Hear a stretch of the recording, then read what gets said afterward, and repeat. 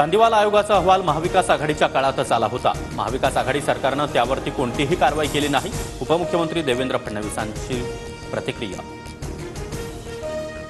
फडणवीसांनी वाझे आणि परमवीर सिंहांना आरोप करायला लावले। मला क्लीन चिट दिलेला चांदीवाल आयोगाचा अहवाल सरकारनं समोर आणावा, अनिल देशमुखांची मागणी। अनिल देशमुख नार्को टेस्ट करणार का? आरोप प्रत्यारोपाऐवजी देशमुखांनी चौकशीला सामोरं जावं, चंद्रशेखर बावनकुळेंचं आव्हान।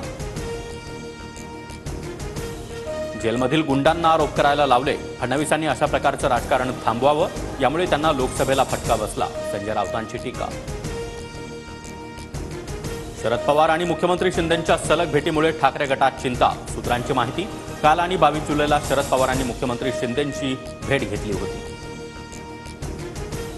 उदासीन कार्यकर्त्यांनी घरी बसावं, लढणारे कार्यकर्ते सोबत आले तर 3 महिन्यात सत्ता आणून देतो। अमरावतीमधील भाजपच्या बैठकीमध्ये देवेंद्र फडणवीसांचं वक्तव्य। सत्ता असताना देखील सत्ता आणण्याचं वक्तव्य करणं म्हणजेच उदासीनता। आमचं रक्त सळसळतंय, विधानसभेची वाट पाहतोय। फडणवीसांच्या वक्तव्यावरून अंबादास दानवेंचा टोला। अमरावती जिल्हा नियोजन समितीच्या बैठकीमध्ये आमदार रवी राणा आणि बच्चू कडू यांच्यात खडाजंगी। फिनले मिलवरून पालकमंत्री चंद्रकांत पाटील यांच्या समोरच वाद। अजित पवार गटाचे आमदार बबन शिंदेंनी पुण्यामधील मोदी बागेमध्ये शरद पवारांची भेट घेतली। भेटीदरम्यान रणजितसिंह शिंदेही उपस्थित। कुणीही घरवापसी करणार नाही, भुजबळांचा दावा। 288 जागांसाठी आम्ही कागदपत्र तयार करून घेतोय। कुणासोबत आघाडी करणार नाही, राखीव जागा देखील लढणार। 29 ऑगस्टला निर्णय, मनोज जरांगेंची माहिती। नारायण राणेंनी मला फुकट धमक्या देऊ नये, मी बोलायला लागलो तर माघार घेणार नाही, मनोज जरांगेंचा इशारा। शिंदे आणि राज ठाकरेंच्या भेटीमध्ये देवाणघेवाणीची चर्चा झाली असेल। राज ठाकरे आणि मुख्यमंत्र्यांच्या भेटीवर संजय राऊतांची टीका। उद्धव ठाकरेंसोबत जागा वाटपाबाबत प्राथमिक चर्चा। 7 तारखेपासून चर्चा सुरू होतील। जागांच्या मागण्या ठाकरेंपुढे ठेवू, काँग्रेसच्या खासदार वर्षा गायकवाड यांची माहिती।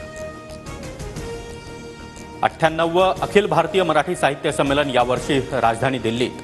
70 वर्षांनी मराठीचा डंका राजधानी दिल्लीमध्ये वाजणार। पॅरिस ऑलिम्पिकमध्ये भारतीय पुरुष हॉकी संघाची उपांत्य फेरीत धडक। शूटआउटमध्ये भारताकडून ग्रेट ब्रिटनचा पराभव। खडकवासला धरणामधून 45,000 क्युसेकनं पाण्याचा विसर्ग। एकता नगरमध्ये पाणी भरायला सुरुवात। पाण्याचा वेग वाढल्यामुळे नागरिकांना बाहेर पडण्याच्या सूचना। उजनी धरणाच्या 16 दरवाजांमधून भीमा नदीमध्ये विसर्ग सुरू। उजनी धरण 90% भरल्यामुळे 20,000 क्युसेक पाण्याचा विसर्ग। भीमा नदीकाठच्या नागरिकांना सतर्कतेचा इशारा। गंगापूर धरणामधून पाण्याचा विसर्ग वाढवला। धरणामधून विसर्ग होत असल्यामुळे गोदावरी नदीच्या पाणी पातळीत वाढ। प्रशासनाकडून नदीकाठच्या नागरिकांना सतर्कतेचा इशारा। नाशिक जिल्ह्यातील सुरगाणा, कळवण आणि दिंडोरी परिसरामध्ये मुसळधार पाऊस। मुसळधार पावसामुळे मान अंबिका नदीला पूर, तर चनकापूर, पालखेड आणि पुणेगावर धरणामधून विसर्ग सुरू। राज्यामध्ये पुढील 2 दिवस मुसळधार पावसाचा जोर राहणार। आज पुणे आणि साताऱ्याला पावसाचा रेड अलर्ट, तर मुंबई, ठाण्यासह कोकणामध्ये जोरदार पावसाची शक्यता।